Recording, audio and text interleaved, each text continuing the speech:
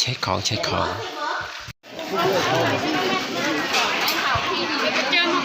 ขอบคุณหลายๆนะครับเด้อขอบคุณดื้อเข้าไม่ตรงนี้แหละเข้าไม่ตรงนี้ได้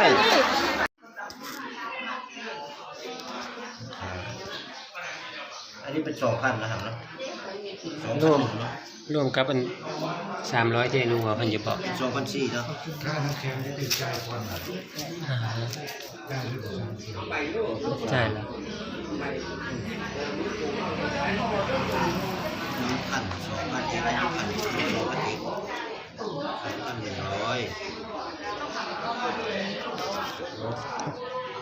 ขณะนี้กำลังทำการปลงผมนะครับ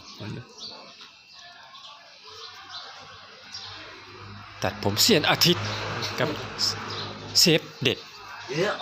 สู้ดิมันแค่เท่านั้นอันนี้กำลังทำการโกนโหนดโกนเข่าอะ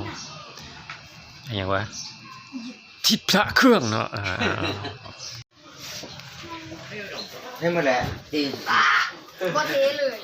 ถ้าพี่แก้วจะเป็นกระดำนี่มันชอบมีซื้อผู้แข่งเลยนะจ๊ะกองบุญนี่พอยี่ขอบสีพออันเดียวใครก็ได้บังละลายเดี๋ยวนี้เรื่องเงี้ยจ้ะโมเลยเขาเปิดไปสิบอกเขาอีพิตีสิอ๋ำเอาไปขังให้หนังบอกไปหลายเมตรโมจูเป็นคือคนเป็นอยู่ในห้องนั่นนะแล้วจะคอยเขาบอกไม่มีผู้เปล่าแม่คอยอยู่ที่เราบอกแต่มันนั่งไป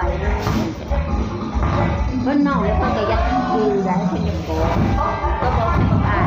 จะบอกให้มันบ้านเป็นบ้านไปเราเลย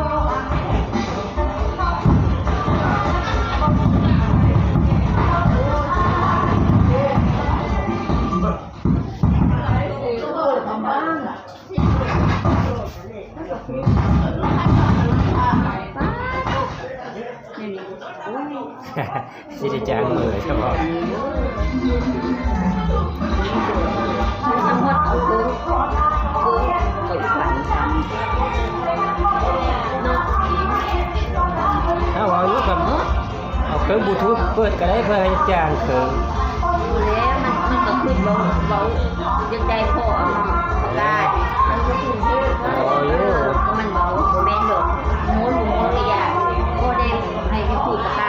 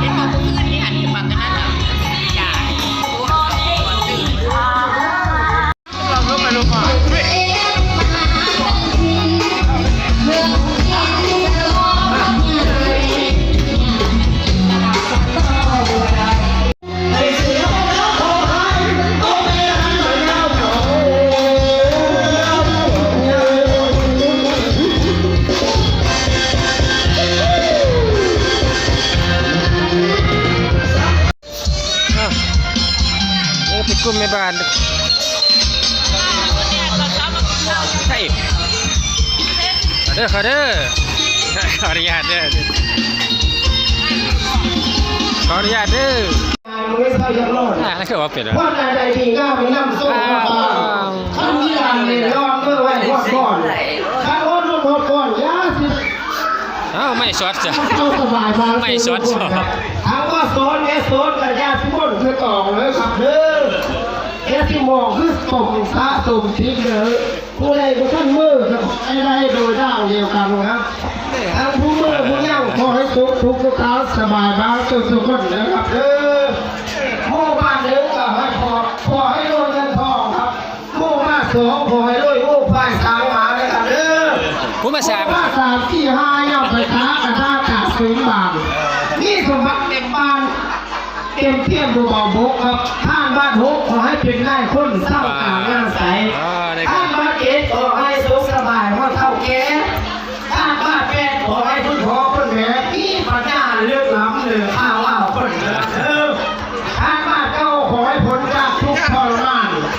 ท่านบ้านสิบขอให้ทุกข์สำล้านปากอายุเลิกษาผู้ใดท่านเกิดสิบเกิดเศร้าหาขอให้ผมเลิกจากฟังครับท่านเป็นร้อยเป็นสามขอให้ทุกโลกาสบายบางสื่อทุกคนครับสาธุ จ้า ทำรัตนานั่งทำบ้างรัตนานั่งสาวทางรัตนานั่งครับ โอ้ว้า ข้าวโคบางรักษาถ้ามาโคบางรักษาสาวข้างโคบางรักษาสาธุครับสมบัติหาไม่เอาไม่นะครับเด้อ สักครั้งว่าจ้าทุ ขอให้เจ้าวันพัดผีได้หลายครับเด้อที่เดซ่าเกียรติกองเพิ่งเขายกก้าวผ่านที่เจ้าหัวยัง ได้เบย์อยู่บ่เบย์เบิด จ้าเธอขอบคุณครับ นั่นคือว่าปิดวะอันนี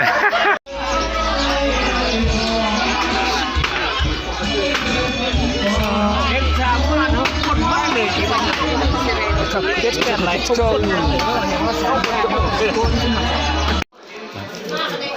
สบายสบาย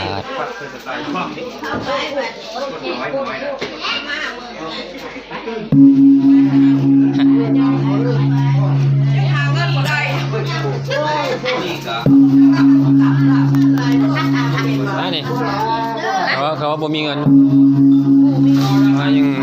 ยังบ่ทันมีเงินใช่แล้วเขาว่าบ่มีเงินเขาว่าหาเงินจะบ่ทันเห็นเขาละแบ่งให้สบายนำกัน ผู้ในเขานะ3 บาทผู้ในเขานะนี่ดอก